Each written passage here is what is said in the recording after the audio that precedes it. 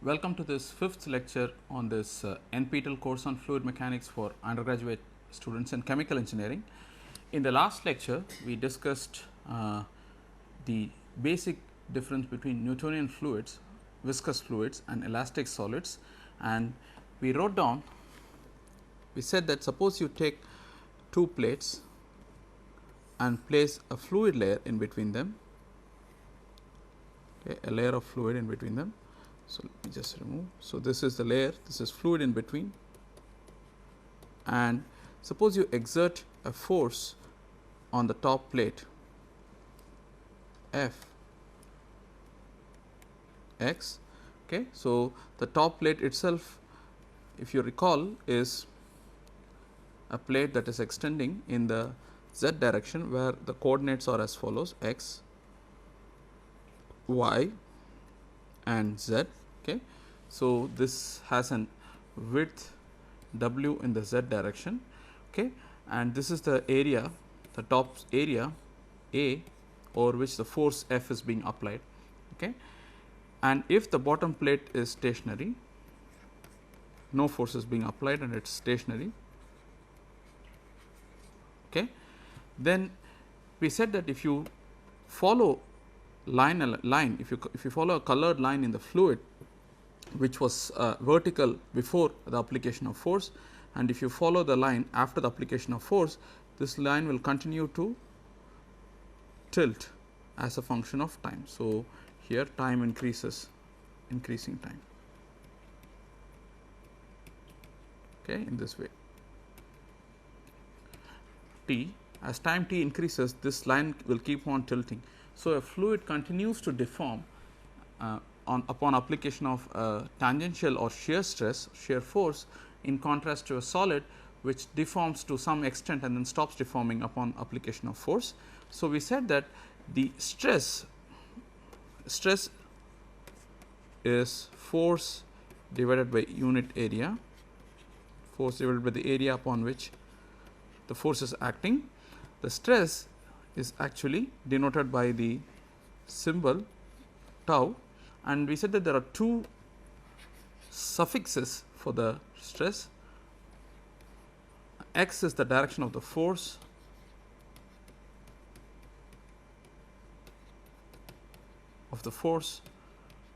and y is the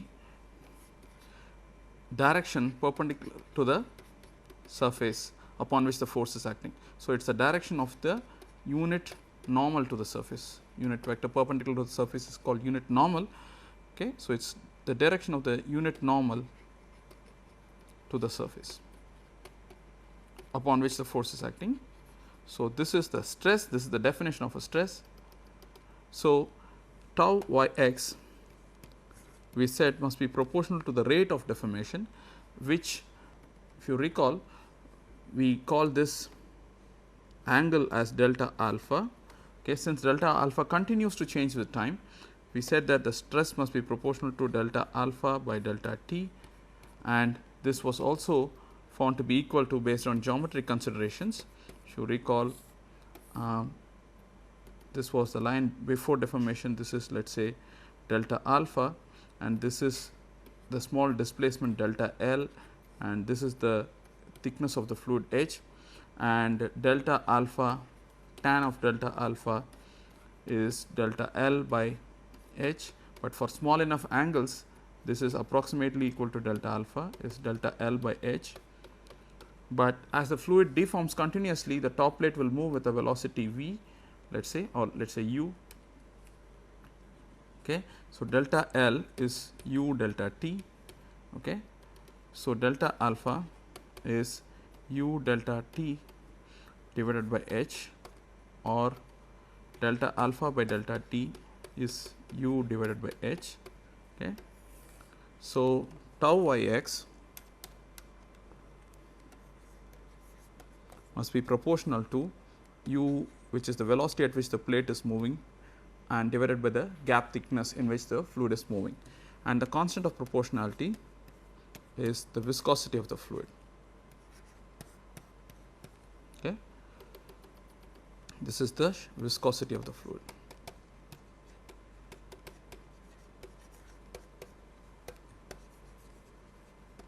and we also gave you some examples of viscosity values.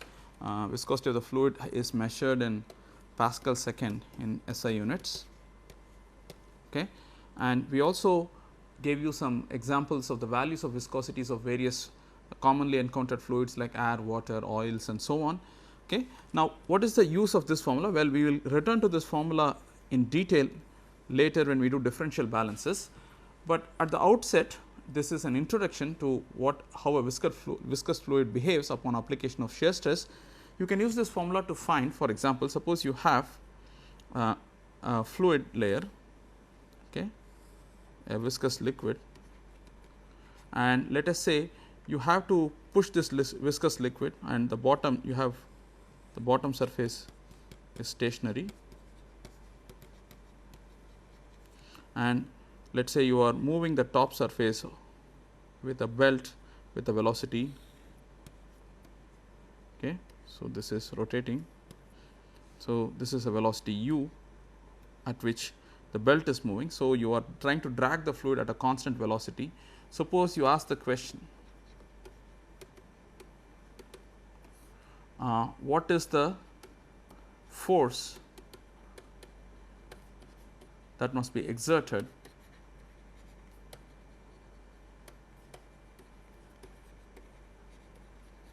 to move the fluid at a velocity u. Suppose you ask this question, well, the answer is obtained in the following way. We know that tau y x is the force F x divided by A, the area of the belt. So, remember these are all, the belt is a finite. So, this whole sheet is, so this is a roll, cylindrical roll in the third direction, and this whole roll is rotating, okay, at a constant velocity, and the area of the top plate is, or the belt surface is A. So, that is the area. So, this is the viscosity of the fluid times u divided by the gap thickness. So, force is therefore mu A u divided by h. Suppose we know the values. Suppose you are interested in dragging a viscous liquid using a belt. Let us say example, viscosity is, let us say 0.01 Pascal second. Let us say the gap thickness is 1 centimeter, okay, and the area is, so we should convert this in SI units, which is 10 to the minus 2 meters. Let us say the area is 10 centimeters by 10 centimeters. So, this is 10 to the minus 2 meters times 10 to the minus 2 meters, which is 10 to the minus 4 meters squared, and let us say the velocity is 1 centimeter per second, which is 10 to the minus 2 meter per second. Okay. So, if you substitute everything in that expression, f x is mu, which is 10 to the minus 2, 0.01 Pascal second is 10 to the minus 2 times, so let me just write this as 10 to the minus 2 Pascal second. So, 10 to the minus 2 times area is 10 to the minus 4 times velocity is 10 to the minus 2 divided by h is 10 to the minus 2. Okay. So, this is about 10 to the minus 6, okay, newtons. Okay. If the area is just this small amount, then this is the force that must be exerted to move the belt at a constant velocity. What is the rate at which work must be done? Suppose you want to move this conveyor belt using some rotating machinery. So, the rate at which work must be done by the machinery in order to keep moving this is, work must be done by the external agency. To move this belt is, work done is force times distance, rate at which work done is force times distance divided by time. Distance by time is velocity. So, it is the force times velocity, okay, it is 10 to the minus 6, okay, times velocity is 10 to the minus 2. Okay. So, this is 10 to the minus 8. So, this is Newton, then meter per second. Okay. So, this is the rate at which work is done in order to move this fluid. So, this is one simple example of this equation that we just wrote down for a simple fluid. So, we also said that this this relation mu u by h, okay, this describes what are called Newtonian fluids. Okay.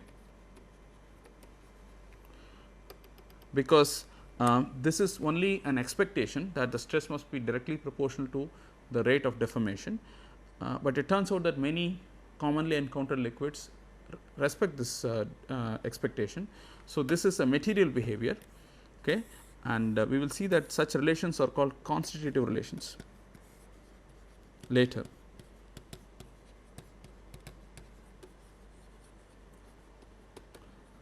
These describe specific behavior of how a given fluid flows or responds to external applied stresses. Okay.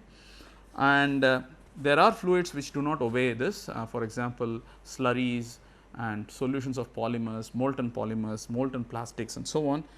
Such fluids are called non-Newtonian fluids. Anything that does not obey,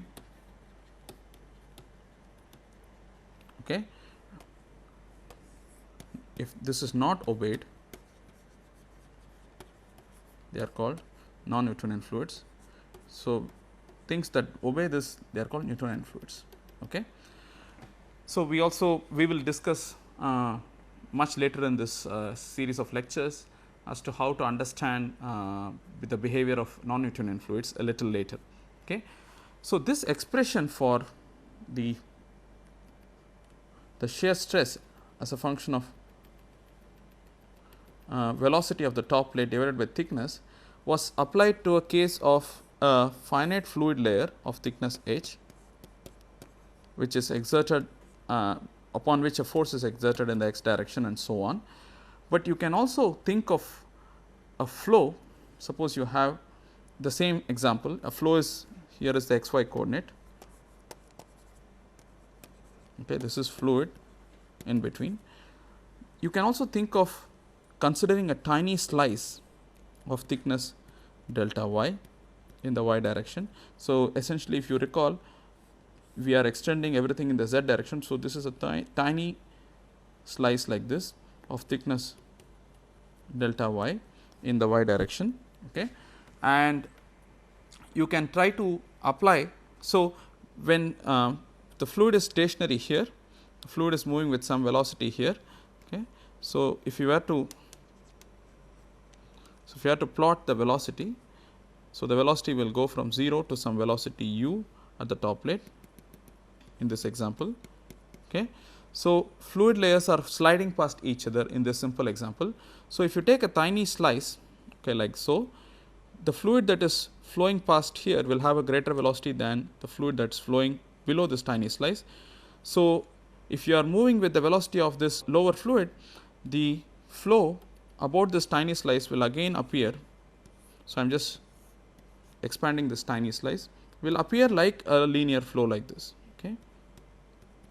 Okay, so, the thickness is delta y.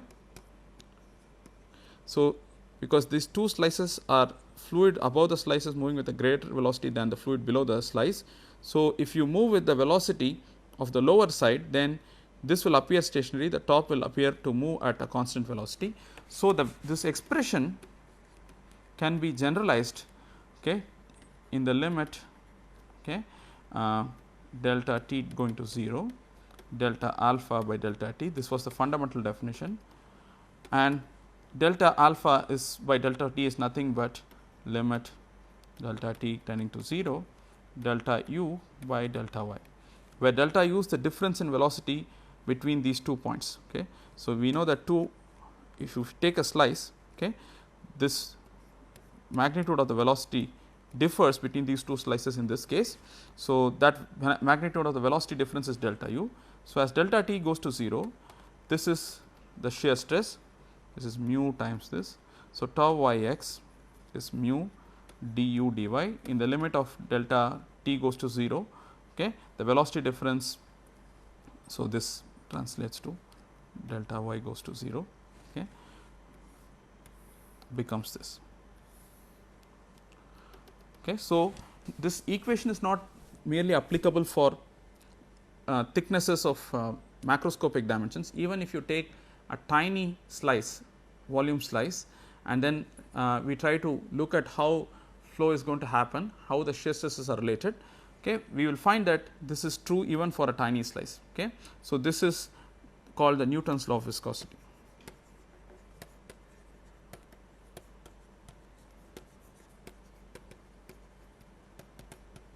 Okay. Now, the next topic that we are going to discuss is fluid statics, but before I do that, we will have to first understand what are the various forces that are exerted on a given fluid element. Okay. So, let us continue along the same lines and then try to classify the types of forces that can be experienced by a given fluid element, volume element of a fluid, and then we will proceed to fluid statics. Okay. So, let us imagine continuing with the same example. Okay, you have two plates. Okay. So, the thickness is h, this is x, this is y, this is z. Okay. And the top plate is moving with a velocity let us say capital V, the bottom plate is stationary. Okay. So, if you consider a tiny volume element, okay, remember that Z is going outside into the board. So, essentially this volume element will look like this, okay, into the Z direction, into the so the Z direction is going into the board. Okay. So, but this is the volume element. Okay. This is the volume element, but if I want to write it in, so let me draw it separately. Let me draw it separately here. So, the volume element that we are going to analyze is something like this, but in a 2D plane, because this diagram has been drawn in a plane that is cutting across any Z location, the volume element will appear like a slice. Okay. So, this volume element, what are the forces that are acted upon on this volume element? Suppose you are doing this experiment in a lab and let us say gravity is acting downwards. Okay. Now, if you take this, let us for simplicity assume this to be a cubic volume, that simplifies our discussion. So, take a cubic volume element instead of a rectangular volume element. So, this will appear like a square in the 2D diagram. Okay.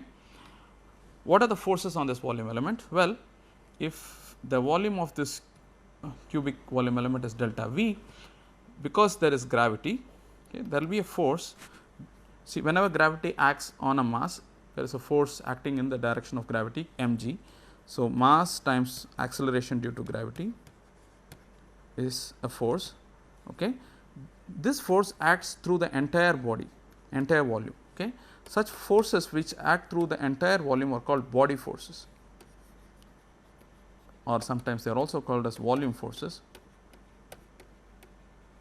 because if you take a tiny volume, this force due to acceleration due to gravity acts through the entire volume, not just on a particular surface or a given location. Okay. So, it acts on the entire volume. So, this body force acting on this volume element, okay, and the body force is acting in the y direction only, because we know that gravity is only in the we have aligned the gravity in the direction of negative y. So, this is negative because gravity is acting. So, this is the direction of positive y, gravity is pointing in the direction of negative y. So, there must be negative. Mass is density of the fluid times the volume, infinitesimal volume we are considering, times acceleration due to gravity, the magnitude of acceleration to gravity, which is 9.8 meter per second square in SI units. Okay. So, this is the force that is acting on this volume element due to acceleration due to gravity. Okay. Such forces are called body forces or volume forces. Okay. Now, apart from this, because of the fact that the top plate is moving with a constant velocity, so I told you that, okay, so something like this should happen. So, there will be fluid flow layer by layer in this simple case. Okay. And if you take a tiny volume element, I am exaggerating this volume element for illustration's sake, but this is a very tiny volume element. If you take a tiny volume element, okay, let us again draw this square separately here. Okay.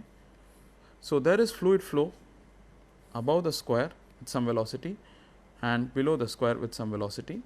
Okay. And this difference in velocity means that there is a shear stress exerted by the fluid on the top on this surface. Okay. Such forces which act, suppose you consider this, remember that it is a cubic volume, it has a surface on the top, I am drawing the 2D version of it. So, there is a surface. So, along this surface, the top surface, okay, there is a force that is acting in the x direction due to the fact that fluid layers are flowing past this surface, and due to viscous action there is a stress or force per unit area or a stress. Such forces are called surface forces. They act only on the surface, okay, of a volume element.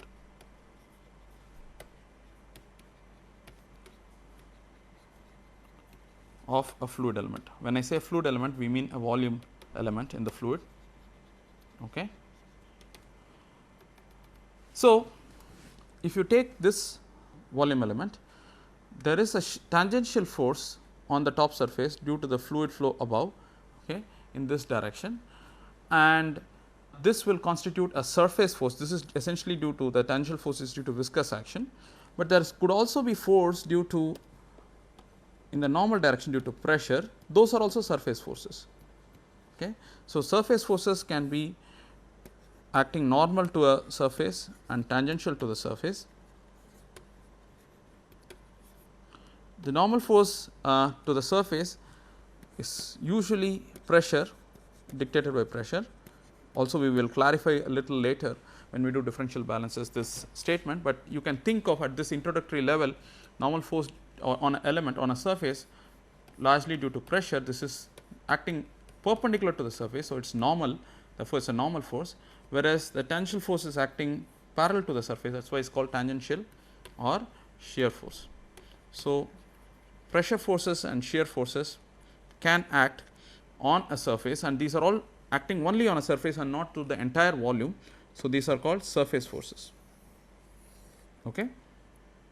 So, this is in the context of a simple example like this, like flow between two plates, but in general you could have a fluid, okay, that is flowing in an arbitrary way, and you can construct any volume element. So,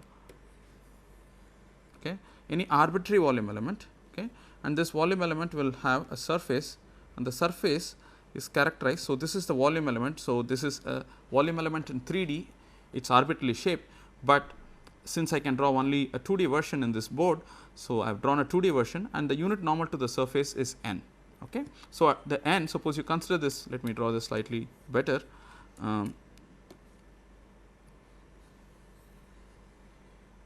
Okay. So, this is the arbitrary surface. At each and every point this n will keep varying. So, n will be like this here, like this here, like this here, and like this here, and so on. So, n keeps changing. This is an arbitrary volume element in the fluid, in a fluid flow. Okay. So, this arbitrary volume element in a fluid flow is surrounded by fluid also. Okay. So, this is surrounded by fluid.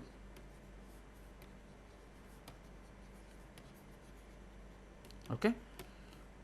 And if you look at a given point on this volume element, okay, and you worry about let us say you take a tiny patch of area delta A, okay, this as a unit normal n at this location. And if you ask what is the force can in general be in any direction, or the force per unit area, which is denoted by the letter R, it is the stress vector, okay, it can point in any direction. So, let me just illustrate this again separately. So, you take any surface on a volume element, take a point P on a volume element, on the surface of a volume element, and the surface has a unit outward normal n, okay, and the force that is exerted by the fluid that surrounding on this, the surface force that is exerted by the fluid that surrounding this area on this surface can in general point in any direction. Okay. So, that force is denoted by R. Okay. This is the area. Okay. Now, this R is of the force, and that need not in general be in the direction of the normal, okay, but it will have a component perpendicular in the direction of the normal. So, let us call that. So, I am going to draw this again here. So, this is R. The component of R in the direction of the normal is called the normal force per unit area. So, R is the surface force per unit area. Okay. So, there is a normal component Rn, and along the surface there are two tangential components RT1 and RT2. Okay. So, this is the normal stress, these are the tangential stresses. Okay. To any surface you can construct a normal, unit outward normal, and you can for this normal, okay, perpendicular to this normal, there are two tangential vectors. This can be constructed in any way that you want. I am just showing it for illustration in this manner. Okay. So, this force that is exerted by the fluid on the outside on this surface can be resolved in the direction of the normal as well as in the direction perpendicular to the normal, that is parallel to the surface itself. So, the surface force can have in general a normal component. This is the surface force, remember, can have a normal component as well as tangential component. Okay. Now, and I have given you a simple example that the surface forces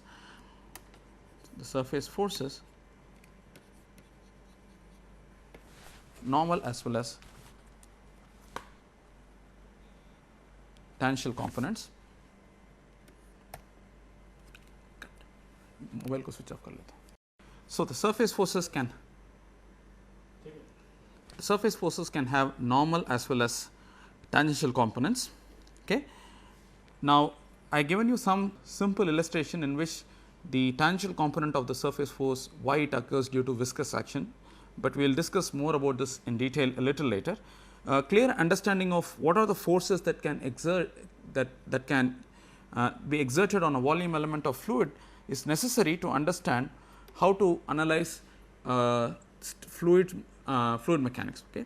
Because ultimately, as I told you, fluid mechanics is a branch of mechanics, and if you take any tiny volume element, okay, and if you know what are the forces that are acting, the body force, which is rho g delta v, and the surface forces, if you have a knowledge of body and surface forces, then one can apply Newton's second law of motion, that is, which says as mass times acceleration is sum of all forces, okay, which can be used to compute the motion of the fluid. So, this is the program, rough program in any branch of mechanics, but in fluid mechanics the forces are not of various types. One is the body force, which is acting entirely through the volume, and the other is the surface force, which acts only on the surface. The surface forces can be due to viscous action and as well as due to pressure. Okay. So, the first topic that we are going to consider is fluid statics. Okay. Now, we are going to consider fluid statics deals with a fluid that has no motion, that is no flow. Okay. So, there is no flow, there is only the fluid is stationary. Still there are some interesting aspects to the force distributions even in a fluid that is even in a fluid that is not moving, it is just stationary. Okay. So, let us understand what forces can act on a static fluid. You take a fluid volume, construct a surface, okay. At any point you take a point in the volume, construct a surface, okay, of area delta A. This surface is denoted by unit normal n. So, in general the surface forces are in the direction of n, which is what I call R n, okay, and in the direction perpendicular to n, which is what I call R T 1, the tangential forces. These are the shear forces. Okay. Now, we are now considering fluids that are not moving. A fluid is static, the fluid is static. Okay. Now, what can we say about the forces, the nature of surface forces when the fluid is static? By definition, a fluid undergoes a flow when there is a non-zero shear stress.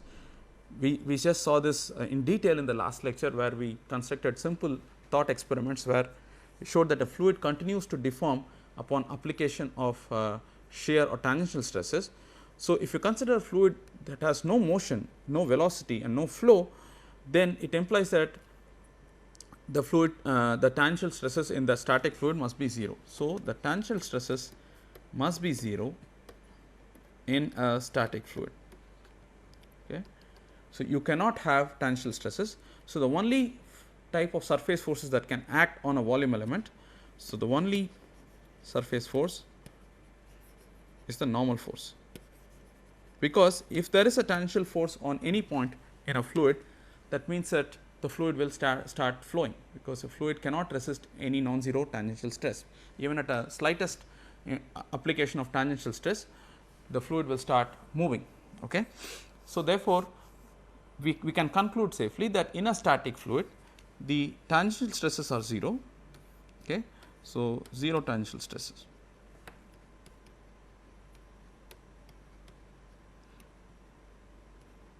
And the only surface forces must be purely normal to any surface. Okay. All right. So, now this is true for, suppose you take a static fluid and consider a volume. Okay. Let us take a simple volume like a cube. Okay. So, if you take any face on this volume, if you take the top face, the forces will be purely normal if the fluid is static, because there is no way the fluid can support a tangential stress. If you take the side face, here again the forces will be purely normal, and same with bottom and so on. So, the forces will be purely normal in a static fluid, but this is true for any volume element, because you can construct a volume element, the shape of the volume can be as arbitrary as you please. Even in this complicated volume element, the forces will be purely acting at each and every point on the surface of this volume element.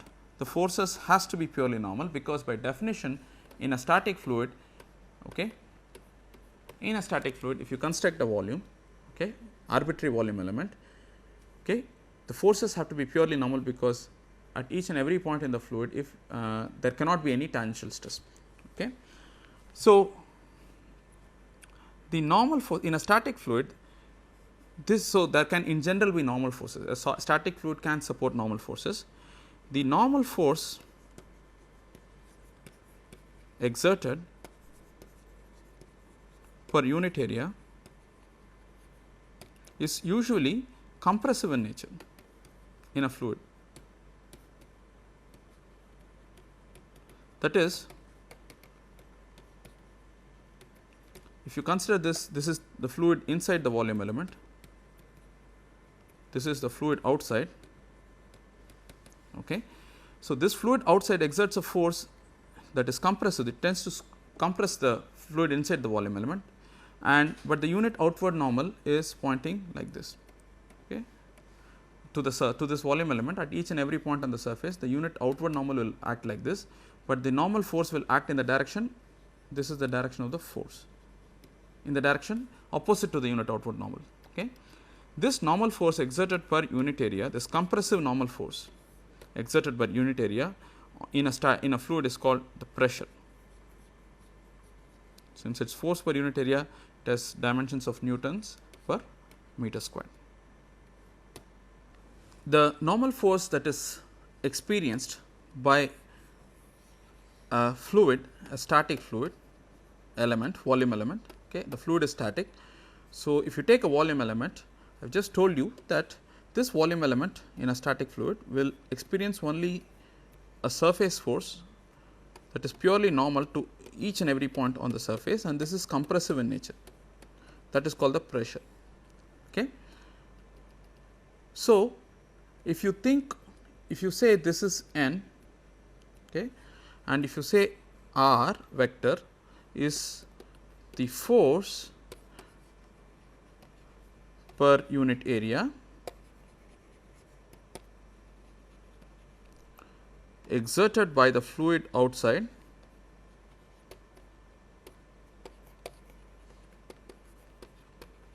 so this is in, this is out on the surface, okay, since the fluid is static, okay, this has to be in the direction, I mean since it is purely normal, it has to be either in the direction of n or opposite to n, but the pressure is normally compressive. So, this is in the direction of minus n, okay, because n is pointing from in to out, whereas the force is from out to in, and the magnitude of the force, compressive force, is pressure, force per unit area is pressure P. Okay. So, R, this force per unit area is given by minus P n in a static fluid, because a static fluid cannot support any shear stress. Okay. So, and typically the units for pressure is in SI units, it is 1 Newton per force per area, Newton per meter squared. Okay. This is also equal to a Pascal, 1 Pascal, but it turns out that the pressure that is experienced by us in the free atmosphere, it is called atmospheric pressure. So, the atmospheric pressure is approximately 10 to the 5 pascals, it is a large number. So, pressure is normally expressed not just in pascals, but also in kilopascals, megapascals. Kilopascal is 10 to the 3 pascal, 1 megapascal is 10 to the 6 pascal, and so on. So, you should be getting used to this prefixes to these units, which tell you multiples of thousands. Okay. And sometimes pressure is expressed in terms of 1 atmosphere, that is approximately 10 to the 5 pascals. Sometimes it is also expressed, we will show a little later, in terms of columns of mercury in a manometer, it is 760 mmHg. Okay. We will see this a little later once we finish the basics of fluid statics. Okay. Now, let us first worry about what is the nature of pressure. So, if you take any macroscopic volume element in a static fluid,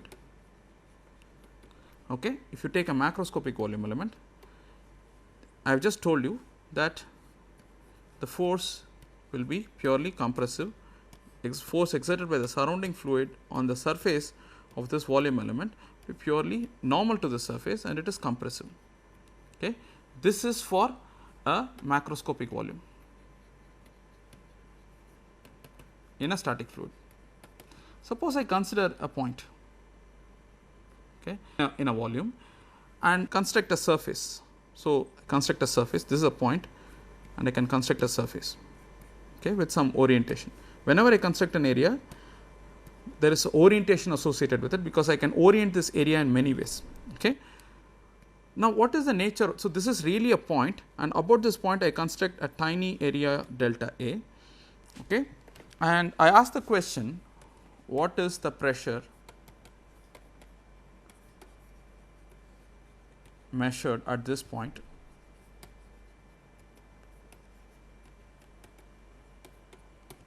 Okay.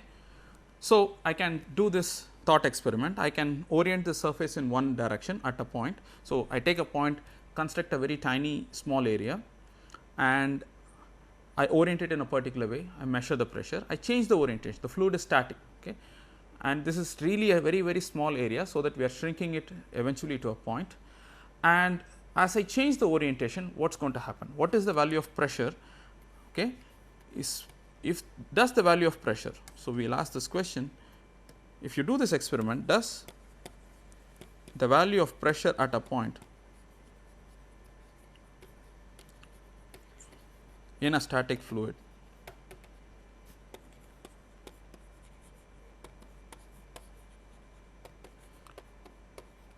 does it depend on n? The orientation of the surface. Essentially, you are considering a point, but about a point you can construct an infinitesimal area. So, as I have told you repeatedly in the continuum approximation, when you say at a point, any property like density at a point, you have to construct a tiny volume about that point. When you consider pressure, you have to construct a tiny area, but you can construct this area with infinitely many orientations about a point. So, does the pressure that one obtains about a point as the area shrinks to 0 in the continuum sense, okay, does it depend on n, the orientation? We will show that it will not. So, the pressure is purely a scalar.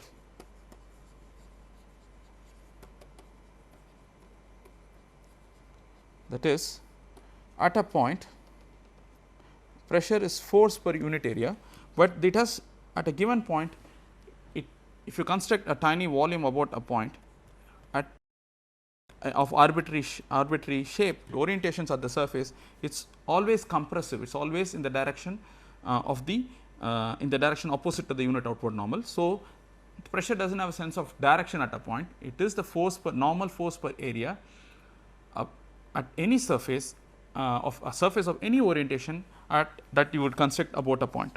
Okay. So, how do we show this? We show this in a very simple way.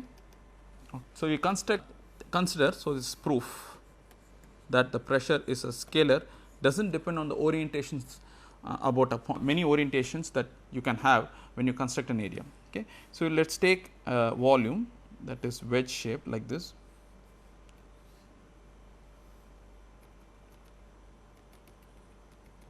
Okay. And this third direction is so large that we will neglect variations in the third direction. So, consider only the cross section, triangular cross section. Okay. Now, this angle, let it be theta. Okay, sorry. Okay. Now, let us put a coordinate system x, z and y is going into the board, that is not relevant. So, if you consider this x, y into the board and z vertical. Okay. Let us say gravity is acting like this. Okay. So, this is a static fluid. Okay. The fluid is still static. We are interested in fluid statics right now.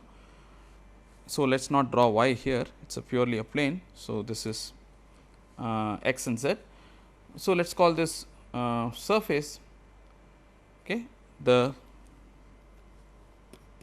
this distance be delta x, let this distance be delta z, let this distance be delta s. Okay. Now, there is also gravity that is acting down. Okay.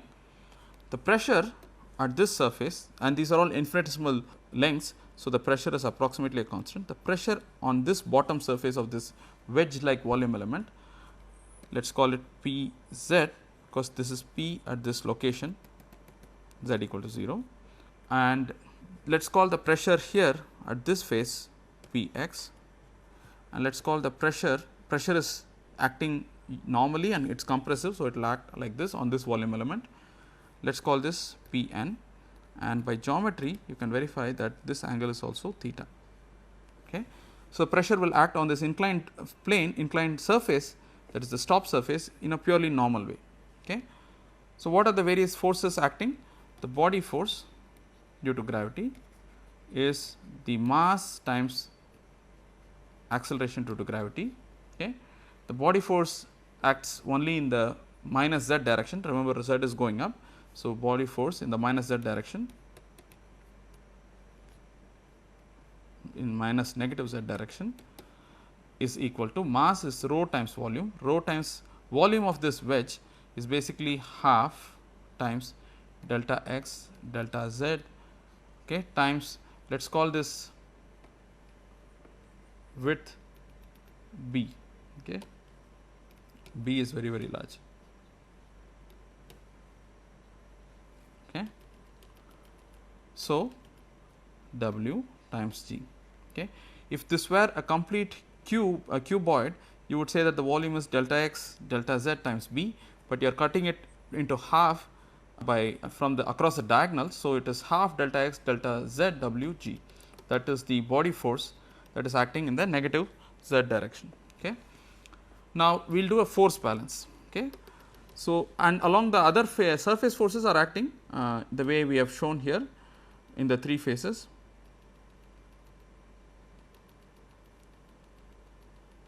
Okay. The surface forces are acting along the three faces like this. Okay. So, now let us do a force balance. Force is a vector. So, you have to do the balance in component wise. So, x component of the force. So, first of all, what is the force balance? It is a static fluid. So, by Newton's second law, sum of all forces acting on this volume element is 0 because the fluid is static. This is from mechanics. So, sum of all the x forces must be 0 if you are worrying about the x component. So, this is the wedge along this direction it is. So, this is plus x, this is y. Okay.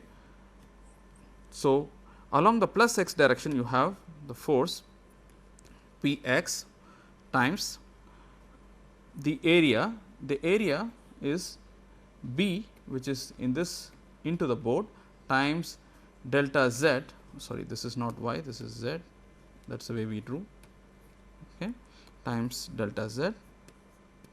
This is the force in the plus x direction in this phase, and then you have this normal force P n.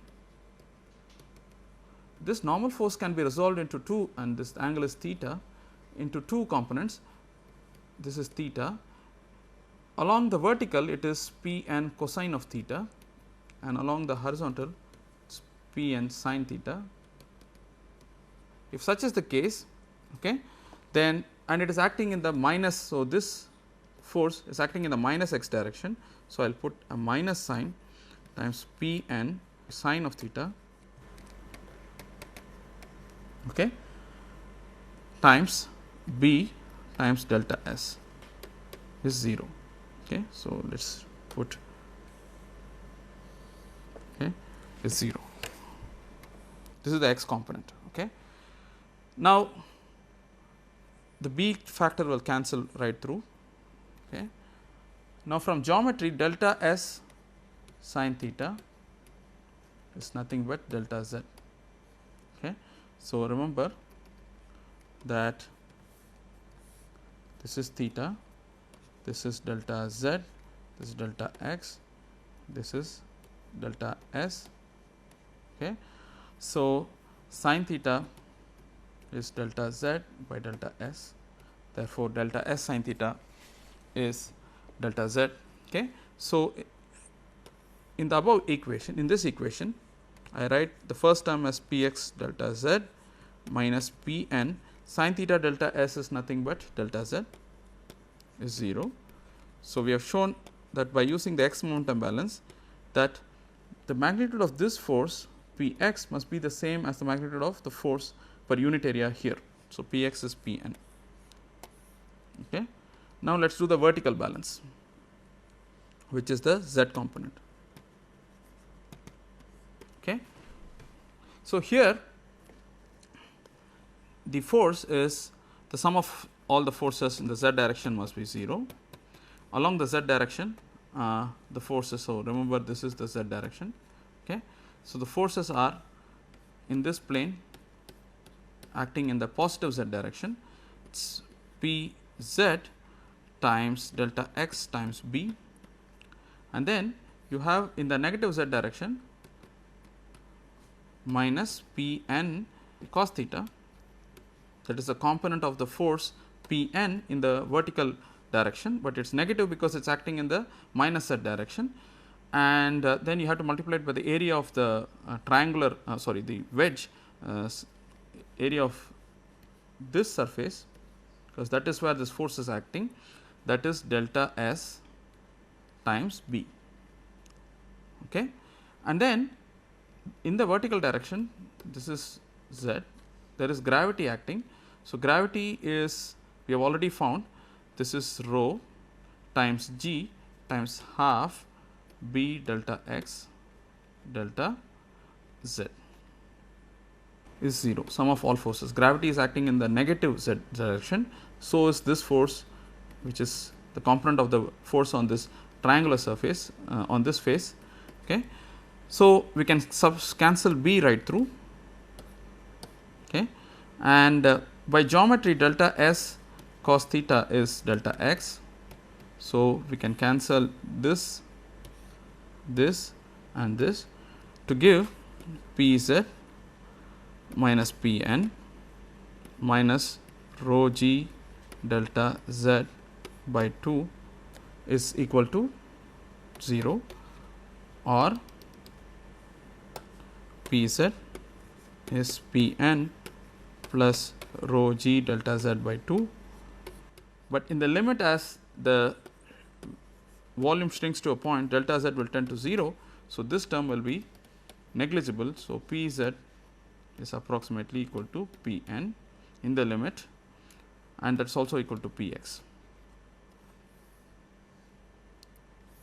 Okay. So, what we end up showing finally is that if you take a point in a static fluid and if you want to measure the pressure, okay, so you will measure the pressure by taking a tiny area, and the area can be oriented in any way. What we have shown with this example is that P x is P n is P z is the same, and it is independent of orientation of the surface. So, we took this wedge, okay, this is the wedge, and we looked at the side face, which is P x, the bottom face, which is P z, the pressure acting is P z, and the inclined surface, the pressure acting is P n, and we find that the pressure must be the same in a static fluid regardless of the orientation of the surface at which it is measured. Okay.